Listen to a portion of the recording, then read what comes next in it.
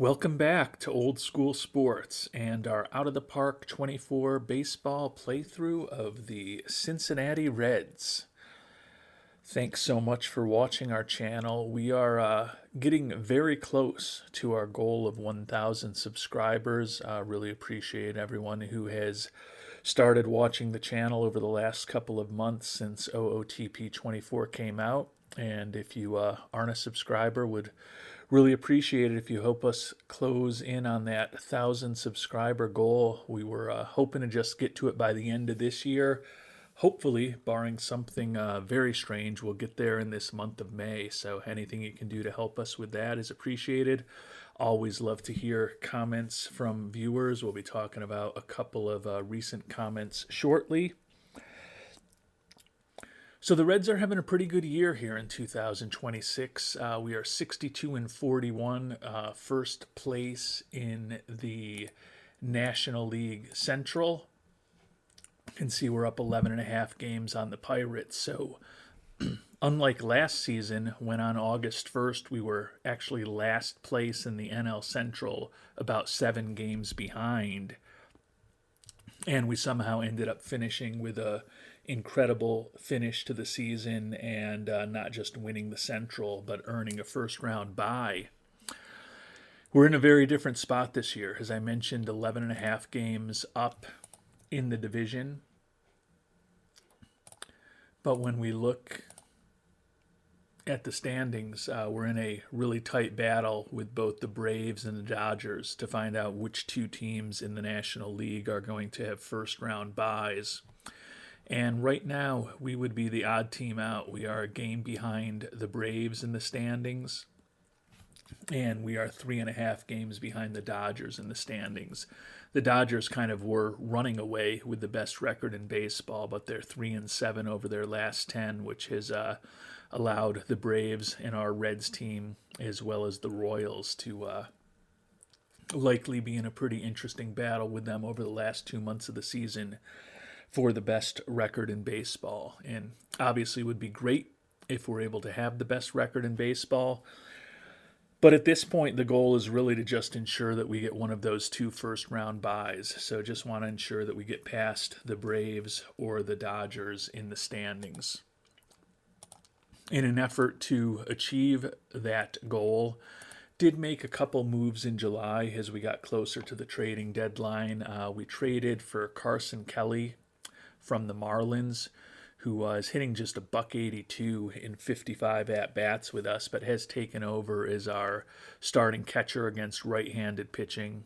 Tyler Stevenson is still our starter against left-handed pitching. But Stevenson is heading to free agency this coming off season, looking for about $14 million a year over 5 years. And just not sure at this point that he's really that much better than Carson Kelly. Kelly a little better defensively, maybe a little more home run power. And he's signed next year for $7.7 million, and the Marlins are keeping 70% of that contract. So it could be our last go-round with Tyler Stevenson, so we brought Carson Kelly on board. And more recently, we brought Jazz Chisholm Jr. on board to give us another left-handed bat, give us a very versatile defensive player who can play all over the field. We've actually installed him, or more accurately, manager David Bell has installed him at the top of our lineup. And we've actually taken a bit of advice from viewer Wesley Jones, who kind of made the point that our starting center fielder, Jay Allen II, had been batting near leadoff or in the leadoff spot most of the season. And he's not a particularly adept offensive player with a .245 batting average, .326 on-base percentage. So particularly with Chisholm being on the team now, we've dropped Allen back in the order to 8th. Hopefully it will mean he'll get a few fewer at-bats over the course of the season. And hopefully we'll have a little bit better offensive production. So appreciate Wesley's thoughts on our lineup. Also got a few thoughts on our pitching staff. Three Quarters Badger, frequent commenter, suggesting that it might be time to move on from Clay Holmes, who's had a pretty difficult year as our closer. 2-5 record with 28 saves, and that 28 saves is one of the top figures in the National League. But he's allowed 47 hits, 13 walks, and 5 home runs in 38 and a third innings pitched, pitching his way to a 5.63 ERA, a 157 WHIP. You can see a brutal 74 ERA plus, a very mediocre 103 FIP minus, and barely pitching above replacement level. But when I look at Holmes' ratings, he's basically the same guy that we traded for in the summer of 2024. Our scout had him 55, 75, 55 in the 3 main categories, throwing into mid to high 90s. His stuff is still a 55. His movement's still a 75. His control, we think, is actually a little better, and he's still throwing just as hard. So given that he's coming off 2 years where he's put up a 2.66 and a 2.08 ERA for our team at the major league level, and according to our scouts, he's basically the same guy, I'm going to continue with a bit longer leash with him. I tend to, when players have ratings that suggest they should be pitching or batting better than they have been, and when I also have a scout who's giving me those ratings that I've got a lot of confidence in, and in this case, Michael Hill is excellent at evaluating everything, and he's a highly favored tool scout, so I don't think he's leading me astray. And in situations like that, I tend to have a really long leash with players. So we're going to keep Holmes in that role for the time being. But we do have plenty of relievers on our team who have put up good performances this season that could slide into that role. But for the time being, I'm going to stick with Holmes. Another comment, which was a good one, that 3/4 Badger also shared was Corbin Burnes has been really good for us, but we've basically made him a 6-inning pitcher with 120 innings pitched in 21 games. Not even a 6-inning pitcher if you do the math. And we're kind of wasting his 70 stamina. And he was a guy who led the league in innings pitched before we picked him up with Toronto. And I think he actually led the league in innings pitched. He had the year before that also with Milwaukee. So a guy who we could certainly be getting more out of. And I agree that we probably should have. You can see that I've had these pitch counts on a lot of the starters thus far through the season. Burnes, we've had higher at 110. But when I look through Burnes' pitching stats and his 2026 game log, you can see even with that 110 pitch count, he's only hit 100 pitches twice this year. And he really kind of tops out between 95 to 100 pitches in the vast majority of his starts. So the reason for that, I believe, and if you've got other thoughts on this, would love to hear them, is that I've got an aggressive tiredness hook, not just on Burnes, but on the other starters on my team, to try to keep them as healthy as possible. But clearly that's limiting the number of innings that I'm getting out of Burnes, since we're generally yanking him after 95 to 100 pitches. Also probably part of the reason that he's only got 13 decisions in those 21 games pitched. So I don't think the pitch count that I've had has actually been the limiting factor. I think it's the fact that I have him on that aggressive tiredness hook. Given that we've got a huge lead in the division, I'm already starting to think about the playoffs. So I don't think I'm going to change those aggressive tiredness hooks now. But I do think that at the start of next season, assuming that my pitching staff is largely guys who are normal injury proneness or better, I may take away some of those aggressive tiredness hooks and try to use the pitch count to manage their workloads a little bit more, which could give me a few more innings pitched over the course of the year out of my starters. So we'll potentially be dealing with that next season. But right now, the goal is to get this team to the playoffs. And as I said, hopefully get this team positioned with one of the byes in the National League. It would also be kind of cool if Will Warren, who started the year as our fifth starter, could remain undefeated for the season. He's 13-0 at this point with a 2.97 ERA through 19 games started. Figure he'll probably get another 10, maybe 11 starts. Would be quite extraordinary to have a pitcher go undefeated over the course of a season, especially because if Warren does go there, he could certainly get up to 18, maybe even 20 wins.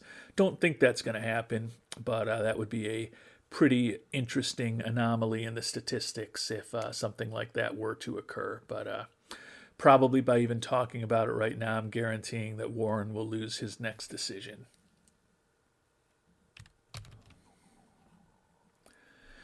And it was not a total jinx. Will Warren, we did lose the most recent game that he pitched, his 20th game of the season, and he did not pitch well with 8 hits, 2 walks, and 4 earned runs allowed over 5 innings. But Justin Brule actually got the loss in relief against the Cardinals. So despite that disappointing 33-game score and a rough outing from Warren, he does remain undefeated for the time being. And we've reached a decision point on our season. Clinched, who's been on a rehab assignment for the maximum 30 days, is now at the end of that rehab assignment. And we don't really have an obvious player that we want to send down to AAA. You can see every starting pitcher on our team has an ERA in the low to mid 3s. And our bullpen has generally been pretty effective. Andre Palante, who we picked up in a trade a year ago, is probably the guy we would send down if we could. But he's got no options left. Huascar Noah has actually turned his season around a bit as a reliever this year. Last year he was brutal as a starter, but he's been respectable as a reliever, but also out of options. Jack Neely is in the early stages of his career with us, Rule 5 pick that suffered an injury in spring training and has missed most of the year, but he's done really well for us. So we're actually going to send Alexis Diaz down. A pretty darn good pitcher for us over the last few years, but it's just a numbers game. He's one of the guys who still has options. Clinched does not. So we're going to demote Diaz for the time being, which will allow us to bring Clinched back up to the major league team. Given that Warren and Reversa Martin have done such a good job as 4th and 5th starters, we aren't going to put Schmidt back into the bullpen, or we aren't going to put Schmidt into the rotation. He's going to go into the bullpen as a middle reliever for us. We'll see what he can do. We do at this point have a little bit of an embarrassment of riches with the fact that we have now sent down Chase Petty a few weeks ago, who had a nice rookie year for us once we got him out of the rotation. And now we're obviously going to have Alexis Diaz in AAA also. We've got 2 guys that we're very confident can be contributors at the major league level if we have any injuries. Certainly at least one of them will be back when we get to September call-ups in a little less than 4 weeks. In not hoping that we have any injuries the rest of the way with this pitching staff.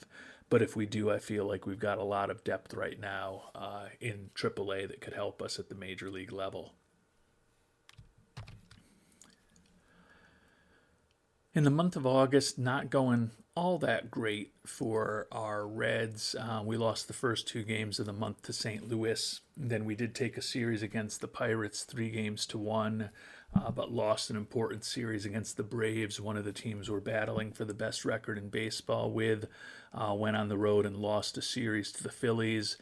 Did just take 2 out of 3 the hard way in Boston. So looking at the rest of the month, we've got a random, probably a makeup game against Washington on Monday, 2 at home against Detroit, and then 3 at home against the White Sox. And then we're going to finish the month of August with a trip to Minnesota, a trip to Milwaukee, and then back at home against the Cubs the last day of the month. Quick look at the standings. Our lead in the division is shrunk to 10.5. We are still the only team in the division with a winning record. The Dodgers are on fire once again, got their winning percentage up to .653, 8-2 in their last 10. They've won 5 in a row. And the Royals, also in the American League, have a winning percentage over .600. We've slipped a bit to 69-49, but we are half a game ahead of the Braves for the second best record in the National League. And hopefully we can maintain and improve on that lead over the last month and a half of the season. Elly De La Cruz, once again, should be a pretty strong MVP candidate. Second in the NL in homers right now, leading in ribbies. He's not on the stolen base chart anymore, but he's got a fair amount of steals. See what he's doing. Yeah, he's stolen 29 bases, hit 31 home runs. So he's going to be a 30-30 guy for a second consecutive season. And he does still have an outside chance of being a 40-40 guy for us this year. Batter WAR, he is third in the National League at 4.4. Lodolo and Warren, both with 13 wins, tied for the league lead. Clay Holmes with 32 saves, and he has gotten the ERA down to 5.23 at this point. So a little bit of progress there. You can see Warren, I did jinx him. He got that no decision, but he does have a loss now. So stuck on 13 wins and a 13-1 record for Will Warren here on August 17th. And the last week and a half or so has gone a little better. We took the series against Washington, the one-game series, and then we took both games against Detroit. Did lose the series at home against the White Sox, but proceeded to take a series in Minnesota. And we've won the first game of the 4-game set in Milwaukee before we're going to finish up at home. Did get some pretty bad news, unfortunately, though, today. Nelvi Marte, brilliant young second baseman, has a setback and a recovery from his torn hammy. Going to be at least 3 months till he's able to return to action. So his sophomore season is officially over. Ended up having a .256 average and 11 home runs and 273 at-bats.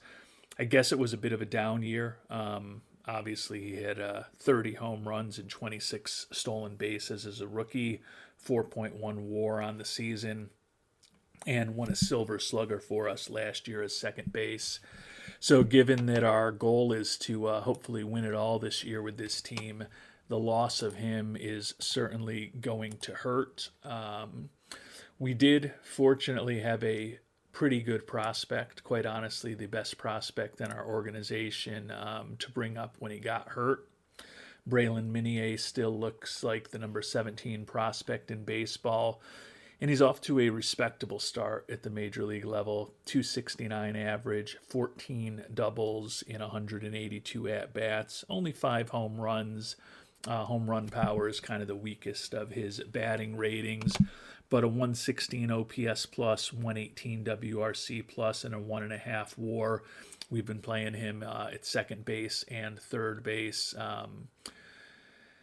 So obviously a setback that we're not going to have Marte for a potential playoff run, but feel like with Minier on board, that's about as good as a replacement as we could hope to get. Would certainly love a situation where we had them both in the lineup for the playoffs, but it doesn't seem like, unfortunately, that will be the case this year.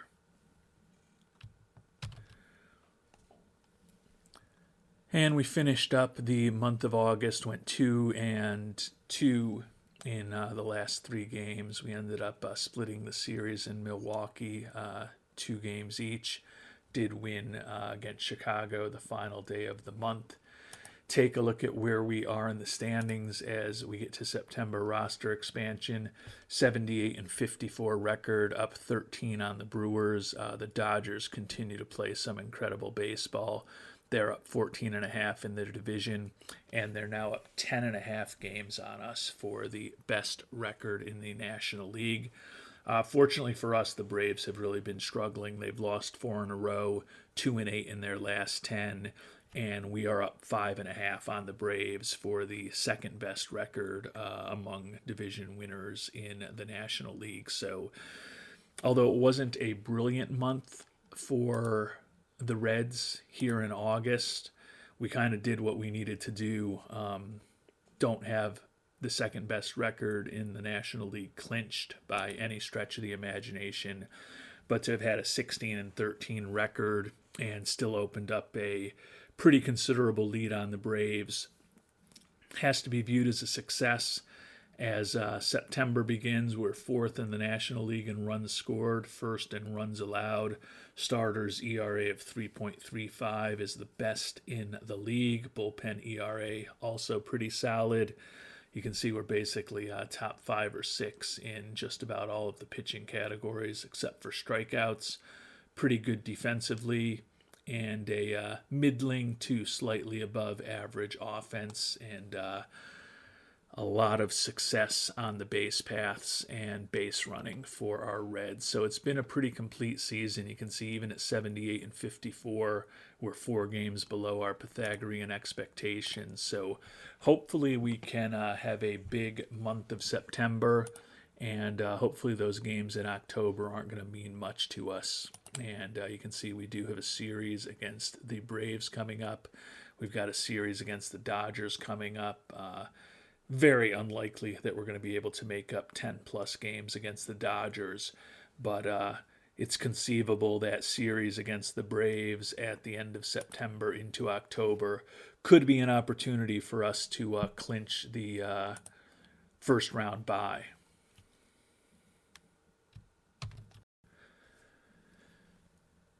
And as the month of September begins, the pitching staff really in a pretty good spot. Kind of the most disappointing guy at this point would be Jack Neely. Obviously a pretty small sample size for the Rule 5 guy, but 10 walks and 14 1/3 innings has contributed to his ERA going up to 5.02.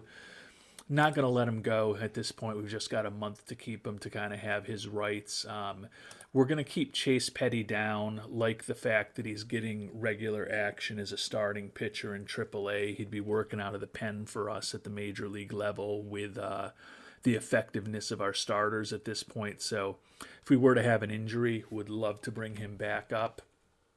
But we'll let him get a little more seasoning, pitching hopefully 6 or 7 innings every 5th day down in AAA. So that will mean, by the process of elimination, that we are going to bring Alexis Diaz back. He's been brilliant in Louisville with 8 saves in 10 games. Hasn't allowed a run over 10 innings pitched. And it will be nice to have him back in our bullpen at the major league level. So we will bring Diaz back up. And now the decision is going to be what player we bring up to kind of help our lineup, hopefully, for this last month of the season.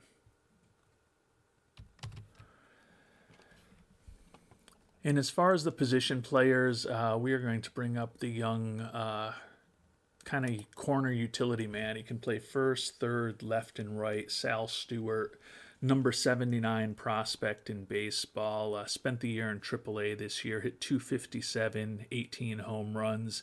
Certainly did not have a brilliant season. 93 OPS plus, 97 WRC plus. But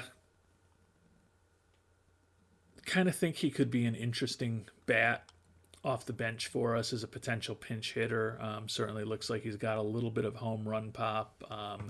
He can give us a little bit of depth as far as I mentioned. Our corner infield and our corner outfield is one of the better prospects in our system at this point. So we will bring him up to the major leagues. Going to make one other move in our minor league system. Josh Williams we're going to promote to AAA. Josh Williams is a guy who was picked in the 6th round of the draft for us last year. He's progressed pretty steadily. Started this year in high A ball where he hit 312. We promoted him to double A where he's hit 360 in 125 at-bats. He's got 21 home runs combined between the two levels. Looking at his ratings, certainly does not project as a big-time home run hitter in the majors. But he is a player that we drafted out of UC Santa Barbara, already 23 years old. Might as well see what he can do against AAA pitching over the last few weeks of the season. And it's been a pretty ugly start to the month of September for the Reds. We've had some rainouts, and we've lost all 4 of the games that we've played thus far. Don't think that the division is in much jeopardy. We still have a 10.5 game lead on the Pirates at this point, still the only team in the division with a winning record. But the lead over the Braves for the second best record among division winners is down to just 3.5 at this point. And certainly it's going to be important. Obviously, you want to get the first round bye. You want to avoid the wild card series. So hopefully we can hold on to that, because the Diamondbacks and the Padres both look like they're likely to be in the wild card series with 9.5 game lead and a 7.5 game lead for those two teams on the Pirates for the third and final wild card spot. So certainly would not love to have to play either of those teams, although in all probability the loser of the race between us and the Braves for the second best record in the National League is going to, not in all probability, they will end up playing that third wild card team, which right now looks like it could actually even be a team with a losing record. That probably won't be the case at the end of the season. But it's not going to be a horrible matchup against Pirates, Rockies, Phillies, Brewers, or Mets most likely. But still would certainly prefer to just have that time to get our pitching staff completely set the way we want it, get some rest, and if we do have any lingering injuries, have players have extra time to recover from them before our postseason begins. So although the month of September is off to a slow start, the goal is always to win that race with the Braves to ensure we've got the second best record in the NL among the division winners. And another week in the books, it was a little better. We took 2 out of 3 against the Dodgers, and then we split a series, a 4-game series against the Rockies. So a 4-3 week. We've got the Padres and the Rockies on the road coming up this next week. Taking a look at the standings, 82 and 61. So we're 3 games ahead of the Braves for the second best record among division winners in the National League. We are 10 behind the Dodgers, so they are pretty close to having clinched the best record in the National League. They still are in a good battle with the Royals for the best record in baseball. You can see Ellie De La Cruz still second in home runs, still leading the league in ribbies. He's up to second in the league in steals. Batter WAR, he's actually not on the list anymore. He's a first baseman, so he doesn't get some of the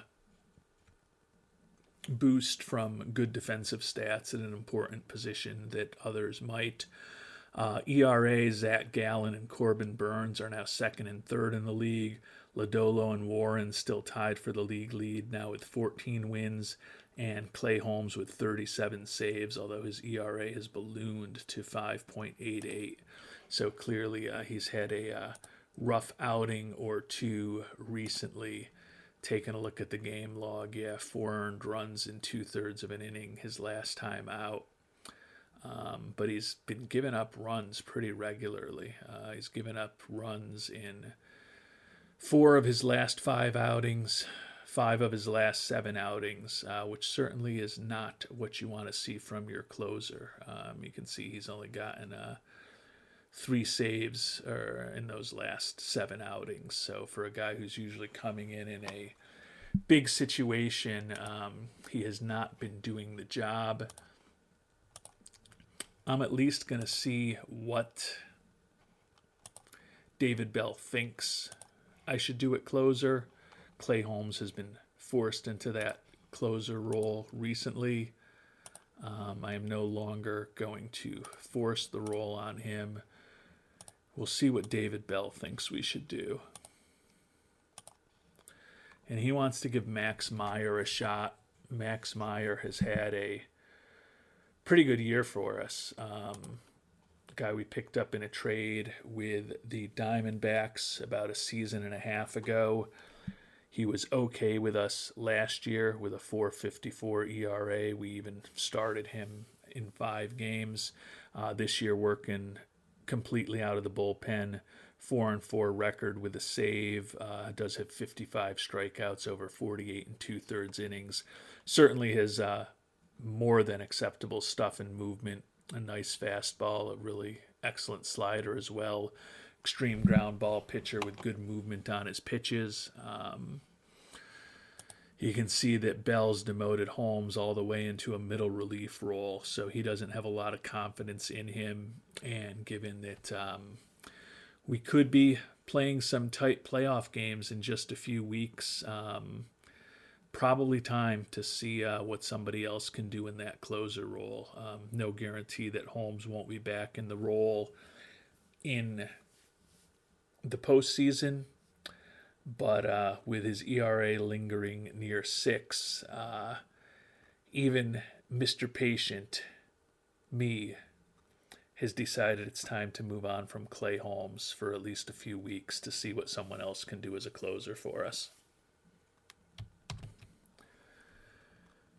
And another week, another meh result from our Reds. We did take the series in San Diego 2 out of 3, but then we were swept in Colorado. That's a team that we've lost 5 of, we've lost 5 of 7 to this month. So not that I'm expecting to be facing them in the playoffs, but that looks like that could be a tough matchup for us. With our struggles and 3 straight losses, we're only a game up on the Braves now for the second best record in the National League among the division winners. If you're looking closely, you know the Diamondbacks have got a better record than either of us, but they're not going to win the division with the Dodgers' magic number just down to 2 games. So the Diamondbacks and Padres, despite the fact that they're basically as good as the Braves and the Reds, will be facing off in that 4-5 wild card game almost certainly. But it's really time for us to start playing better. We're letting the Braves continue to hang out. We've got 3 at home against Milwaukee and 3 at home against San Diego this week before we go on the road for that potentially pivotal series against the Braves that may decide which team is playing in a wild card series and which team will get some rest in a first-round bye. And we've got some really good news. We won the series against Milwaukee, 3 consecutive shutouts, 6-0, 1-0, and 9-0. So our pitching is not a problem. The other good news is with those 3 consecutive wins, we have clinched the NL Central. Still only up a game and a half on the Braves for the second best record in the league, so that's still going to be a battle. But you knew that there was some bad news coming. And the bad news is that we've suffered a pretty significant injury. And it's not going to be good for our team. But our starting center fielder, Jay Allen, out for 5 weeks with a fractured thumb. So we're going to need to put him on the IL. He hit .248 for us this year. 85 OPS plus, 86 WRC plus, really similar to where he was last year. 2.3 WAR on the season, thanks largely to his defense. Taking a look at his fielding stats, zone rating and defensive efficiency, both in positive territory. So we're going to take a hit to our defense, losing Mr. Allen. will give us a potential opportunity to maybe see more of Benny Montgomery, the Rule 5 guy, who's had 183 at-bats, hitting 246 for us at the major league level. And could also see some action from Kei Kodama there potentially. Not as good defensively, although he's got similar range to Montgomery, but a much better bat, hitting 270 this year with 19 homers in 307 at-bats. And I know three-quarters Badger will like to see this, but he's been a lot more utilized on the base paths this year, and he has been exceptional. 24 stolen bases in 25 attempts for us this season. And to take Jay Allen, the second spot on the roster, we'll bring up Alan Serta, the outfielder who was up with us a little earlier this year. He's had some injury issues this year, also hasn't been an everyday starter because we've had so many good outfielders, especially corner outfielders down in AAA. Hit just a $167 in the 12 at-bats that he had with us, but he is almost 27 years old. Does have the ability to hit the ball out of the park and draw some walks, so maybe he will be a useful pinch hitter for us off the bench down the stretch. Did think about bringing Will Benson back up, another corner outfielder. He hasn't done much since he went down to AAA, though. Hit just 238 and 42 at-bats. Just think that Serta's got potentially a little bit more upside at this point. He's also a little younger, and we haven't seen as much of him at the major league level as we have of Will Benson at this point in their careers. And we've continued to get some incredible pitching. Fourth shutout in a row in the first game against San Diego. Then we won 9-1. Were rained out yesterday. So home against San Diego for the final home game of the regular season. Then we'll be headed to Atlanta for that 3-game series. And then on the road for 4 games in 3 days against the Cubs. The lead over the Braves at this point is 2 games, but we're only 1 win ahead of them, but 3 ahead of them in the loss column, so they've played a few more games than us with the rain out and the doubleheader that we have coming up with the Cubs, likely because of an earlier rain out in the season. So it's going to be a critical 3-game battle against the Braves, and whoever takes that series is probably going to have the upper hand in terms of getting that coveted first-round bye. And our streak of great pitching finally ended with a 6-1 loss to the Padres. So we're a game and a half up on the Braves as we begin this 3-game series in Atlanta that will be critical in determining which team's not going to have to play a first-round playoff series. And our Reds definitely like to keep things interesting. Got a good pitching performance, but lost 2-1 at Atlanta. So it is as tight as it could be. We're up half a game on them by virtue of having 1 game in hand. But clearly what happens these next 2 days is going to be critical to our season. We'll see what we can do against the Braves. Another loss, 5-0. So now we are behind the Braves in the standings, headed to the month of October for the last 5 games of the year. 5th in the National League in runs scored, still 1st in runs allowed. 89-68 record is now 7 below Pythagorean expectations. So 11-14 record in September. We kind of opened things up on the Braves when they had a bad August, and we've let the Braves right back into the race with a bad September. And they are now up half a game on us.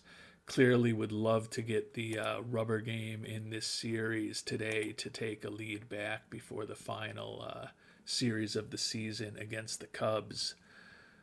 See what happens here with our opponents in another rough loss, 3-0. So we are looking increasingly likely to be in a wild card series now, a game and a half behind the Braves. So a 3-game swing as they get the sweep against us as home. And of course, the Rockies, that team that it looks like we could potentially struggle with, is going to be our potential foe in the wild card series if we can't get past the Braves. And certainly would think that the odds of that are pretty low right now. 4 games left, all in Chicago. Probably going to need to be perfect to have any chance of getting past the Braves. And I don't know if it was perfect, but it was pretty darn good. We got wins 1-0 and 2-1 in the first 2 games against the Cubs. Corbin Burns, 8 innings pitched, 4 hits, 2 walks. So he did his job, our ace, in his likely final start before the postseason. Max Meyer was his 4th save.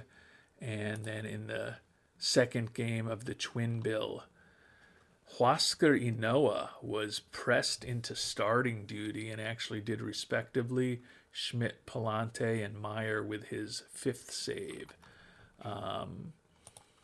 So let's see what the Braves have done. Certainly taking both games help us, and the Braves lost, so we're now back in a flat-footed tie with 2 games to go. Kind of a similar situation to the ones that the Reds were in a year ago. We're going to have to try to get by the Braves. So as much as we'd like to potentially be setting up a pitching staff for the wild card series, if we end up in the wild card series, probably got to throw everything we can at these last 2 games against the Cubs to try to ensure that we don't end up in a wild card series. We'll see what happens. 2 games to go. Taking a look at our pitching. Looks like we're going to have Lodolo on the mound here. Again, he's a guy who, if we end up in a wild card series, burning him now means he's probably not going to be available into a 3rd game, which may not even happen. But the goal is to hopefully avoid getting into that wild card series, and certainly having the biggest winner on our team in Lodolo going against the Cubs today hopefully will result in a W.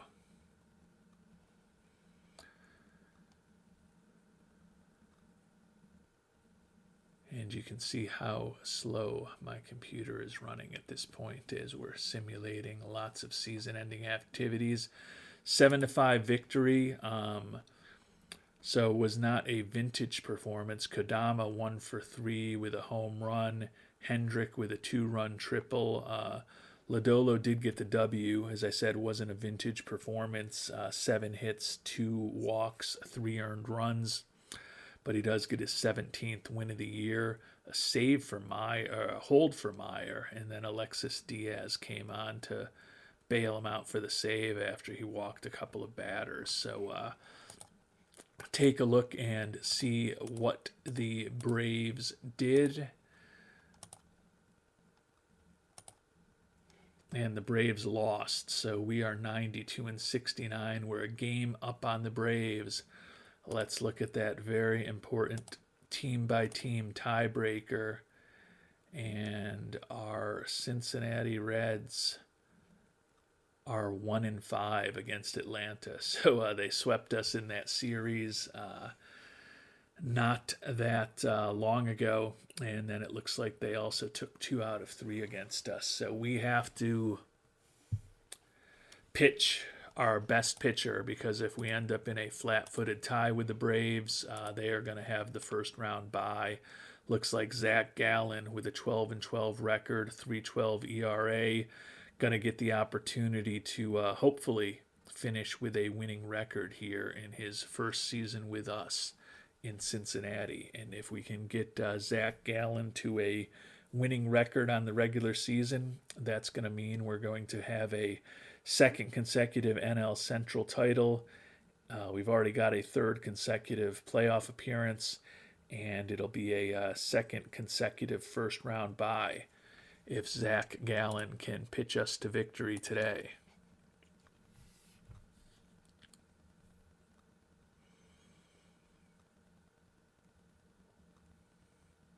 And we did get the win, 5-4. So we'll check in on what the Braves did, but it's not going to matter. We scored runs in the third, fourth, fifth, and sixth. They came back with four in the sixth to make it close. But Gallen got the W to go to 13 and 12. Martin with his first save of the year. I'm guessing that after a lot of work for Max Meyer in recent days, he got the day off. So for a second consecutive year, comes down to the final days of the season. You can see we're scouting all of our players to ensure we kind of know exactly what we have as the off season begins. Taking a look at the standings. The Braves did end up winning, so we needed that victory. So a second consecutive season. The Reds are NL Central champs. Second consecutive season, the Reds have a first round bye. So we've accomplished the goal we set out at the beginning of the episode. It was not easy to do, but at 93 and 69, the Cincinnati Reds are NL Central champions, and we are 4 games better than we were a year ago when we hit a 89 and 73 record. So some progress on the field for the Reds this season. We are headed back to the playoffs. Ellie De La Cruz ended up third in the league in homers, ended up getting passed by Tatis Jr. For the lead in RBIs. Jay Allen, the second, despite the fractured thumb, led the league in steals. ERA, Burns was second. Gallen was third. Wins, Lodolo with 17 ended up leading the league. Warren at 15 and 2 was tied for second. And Corbin Burns ended up being third in the National League in pitcher WAR. Take a quick look before the end of the episode at a couple of key stats. Obviously, we'll be doing a deep dive on all of our players at the end of the season. Max Meyer ended up with a 2.15 ERA in those 5 saves. Clay Holmes did get the ERA down to 5.22, working in middle relief his last 10 or so innings pitched on the season. You can see the starting staff ended up being excellent, especially once we got San Martin into that 5th spot. But Corbin Burns, our ace, was the only pitcher to not win at least 13 games among our starters, and also the only pitcher among our starters who didn't end up with a winning record, despite a very impressive season. We just talked about he was third in the National League in pitcher WAR, so wish he had gotten a few more W's, but Lodolo, Gallen, Warren, and San Martin all had winning records, and all of those pitchers finished the year with ERAs in the low to mid to, I guess in the case of Warren, high 3s, but very solid pitching from our rotation. Take a quick look at the overall team stats. Ended up 4th in the league in runs scored, still finished 1st in runs allowed, including 1st in starters ERA. Very good defense, pretty good on the base paths. Offense kind of average-ish overall, but the pitching was excellent. 5 games below our Pythagorean expectations of 98 and 64. Take a look at a couple of the key hitters. Carson Kelly ended up getting the batting average up to 226 with 4 homers and 208 at-bats since he joined us. Tyler Stevenson hit 234 on the year, lost that job. Jazz Chisholm Jr. was pretty productive when we brought him over to give us that additional left-handed bat. Hit 292 with 11 doubles and 11 homers and 185 at-bats. 148 OPS plus, 152 WRC plus, and a 2.1 WAR in about 2 months of playing time. So he definitely proved to be a pretty useful bat for us. Braylon Minier, the youngster, 255, 17 doubles, 9 home runs for one of the top prospects in baseball in his introduction to the major leagues. So the Reds are on to the postseason. Fortunately, we'll have a few games to rest up while those wild card series are going on. And we'll see if we can finally get a playoff series victory with these Reds. many things we haven't achieved in this game, but one thing that we haven't achieved is winning a playoff series with these Reds. I mentioned we're in the playoffs a third consecutive year, but we lost in a wild card series the first year. We lost in a divisional series last year. Hopefully we can do at least one better this year, getting this team to the NLCS. And clearly, if we are fortunate enough to get to the NLCS, we'll want to go on to the World Series. And if we end up going into the World Series, we're going to want to win it. And we'll find out what happens to these Reds in the postseason in our next episode. Until then, thank you so much for watching, and hope you have a great day.